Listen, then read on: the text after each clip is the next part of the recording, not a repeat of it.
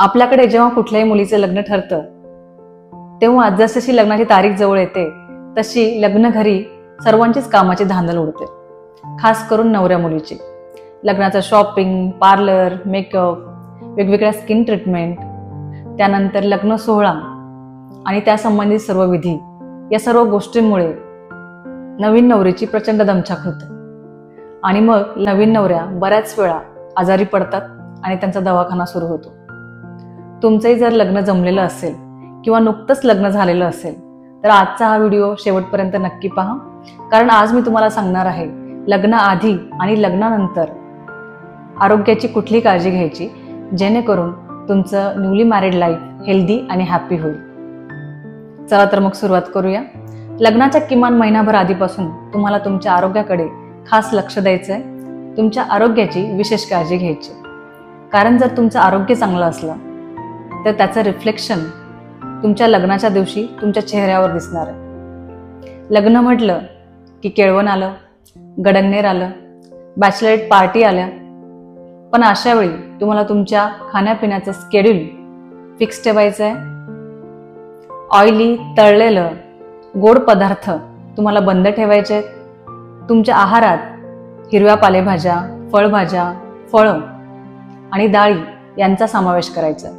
म्हणजेच प्रोटीन आणि विटॅमिन युक्त आहार तुम्हाला घ्यायचा आहे. कार्बोहायड्रेट आणि फॅट्स तुम्हाला बंद ठेवायचे.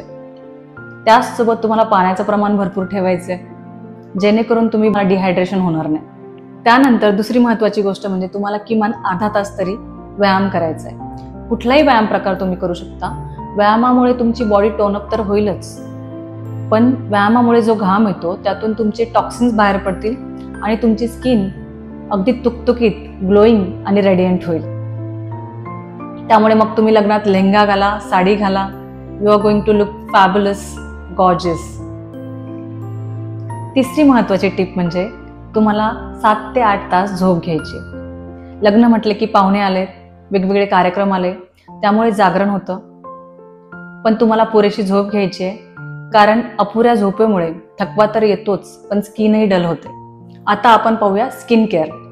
स्किन केअरमध्ये क्लिन्झर, टोनर, मॉइश्चरायझर हे तर महत्त्वाचं आहेच, पण याचसोबत अजून 2 महत्त्वाच्या गोष्टी म्हणजे सन प्रोटेक्शन आणि वॉटर इनटेक. तुम्ही शॉपिंगसाठी किंवा तुमच्या ऑफिसच्या कामासाठी किंवा कुठल्याही महत्त्वाच्या कामासाठी बाहेर जाणं टाळू शकत नाही, पण अगदी उन्हाच्या वेळेस बाहेर पडणं टाळा, कारण उन्हामुळे सनबर्न होऊ शकतं, स्किन टॅनिंग होऊ शकतं.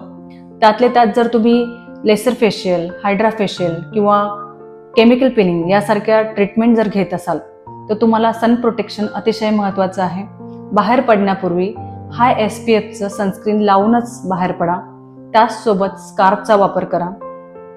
स्किन केअरमध्ये दुसरा महत्त्वाचा फॅक्टर म्हणजे वॉटर इनटेक. पाण्यामुळे आपली स्किन मॉइश्चराईज तर राहतेच, पण आपल्या स्किनचा pHही बॅलन्स राहतो. त्यामुळे दिवसभरात 3 ते 4 लिटर पाणी तुम्हाला प्यायचंच आहे. एक महत्त्वाचा प्रश्न बऱ्याच मुलींना पडलेला असतो, तो म्हणजे तुमच्या लग्नाच्या काळात मासिक पाळीची तारीख असेल तर मासिक पाळी पोस्टपोन करायची का, प्रीपॉन करायची का, हार्मोनल पिल्स घ्यायच्यात का?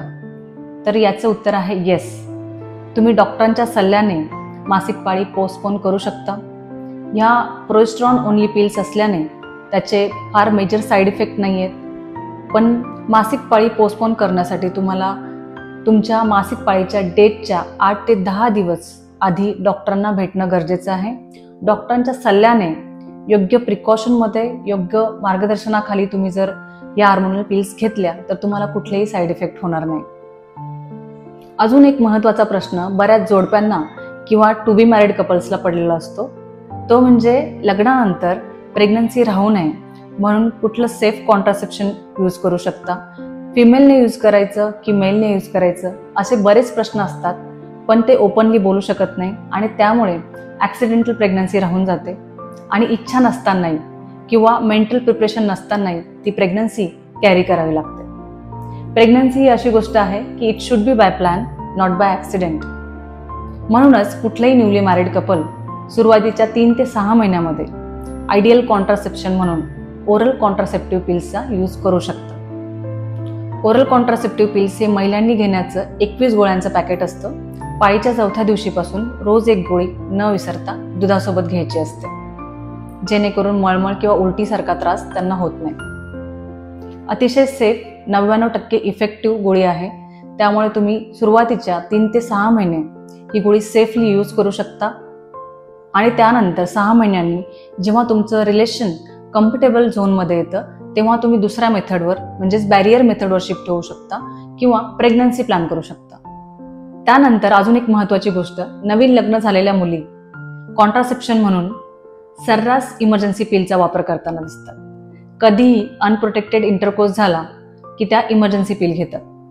इमर्जन्सी पिलच्या नावातच इमर्जन्सी आहे. इमर्जन्सी पिल पुन्हा पुन्हा घेतल्याने तुमच्या शरीरात हार्मोनल चेंजेस होऊ शकतात किंवा तुम्हाला इतर साईड इफेक्टही होऊ शकतात. लग्नानंतर नवीन विवाहित मुलींना बऱ्याचदा युरिन इन्फेक्शन होतं.